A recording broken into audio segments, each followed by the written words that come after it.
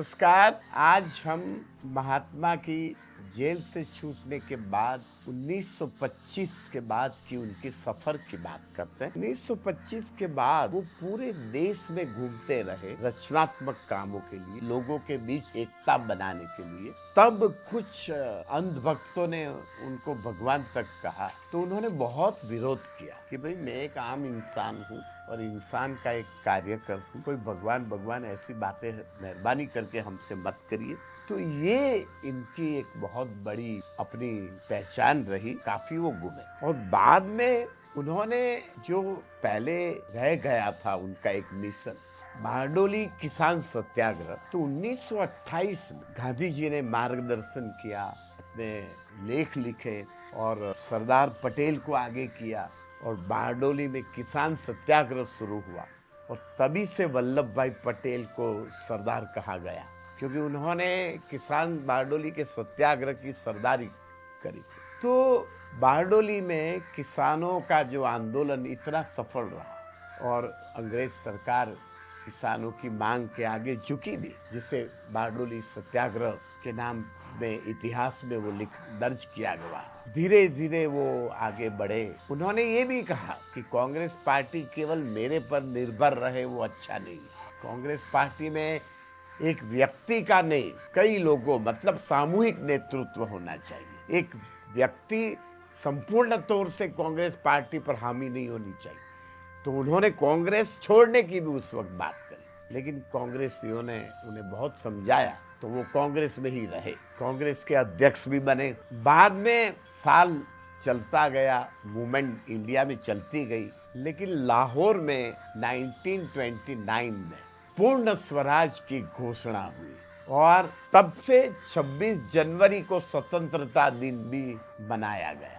और लाहौर में कांग्रेस पार्टी के अधिवेशन में सर्वसम्मति से पूरे भारत को पूर्ण स्वराज के आंदोलन की घोषणा हुई और ब्रिटिशरों को भारत छोड़ना चाहिए और संपूर्ण स्वराज मिलना चाहिए। भारत के लोगों को सेल्फ पावर से, सेल्फ सेंटर से, मतलब सेल्फ ह्यूमन राइट से कंप्लीट, तो इस तरह से पूर्ण स्वराज की मांग आगे बढ़ी और आंदोलन हुआ। और 26 जनवरी को स्वतंत्रता दिन की घोषणा की गई कि जब भविष्य में 26 जनवरी जब भी होगी, जब भी सालों में, तब उस दिन को स्वतंत्रता दिन मनाया जाएगा। उस वक्त ये घोषणा हुई कांग्रेस पार्टी ने लाहौर अधिवेशन में की। बाद में उन्होंने सविनय अवज्ञा मतलब सविनय कानून भंग का पूरे देश में गांव-गांव में आंदोलन चला। के बाद एक बहुत बड़ा इतिहास बना। जब रविंद्रनाथ टैगोर जी अहमदाबाद आए गांधी जी को मिलने,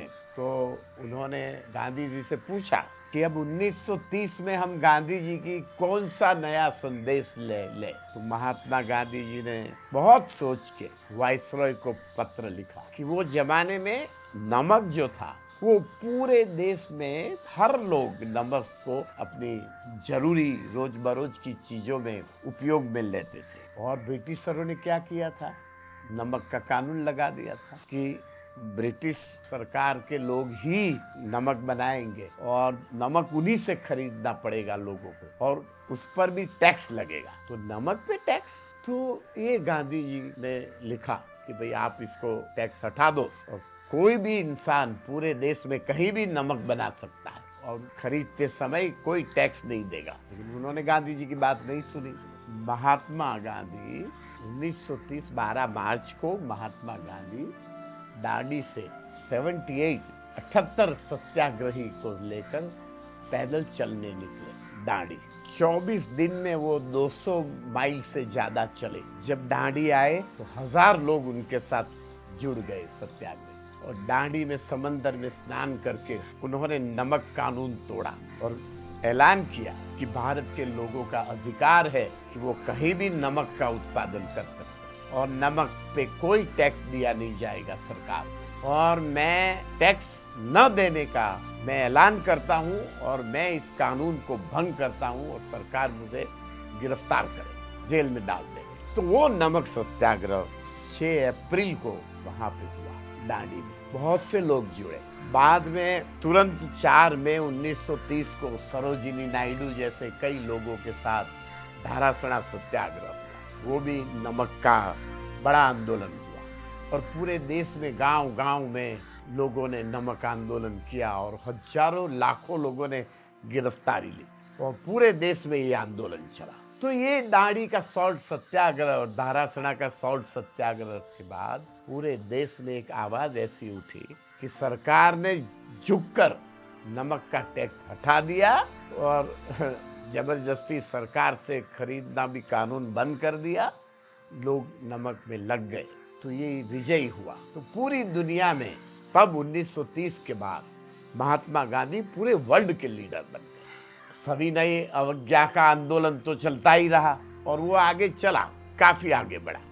अब हम 1930 सविनय अवज्ञा आंदोलन के बाद आगे का जो इतिहास है वो हम अगले हफ्ते आपका समय लेंगे और बात करेंगे। आप जुड़े, धन्यवाद, और आगे हमारे साथ जुड़िए। धन्यवाद।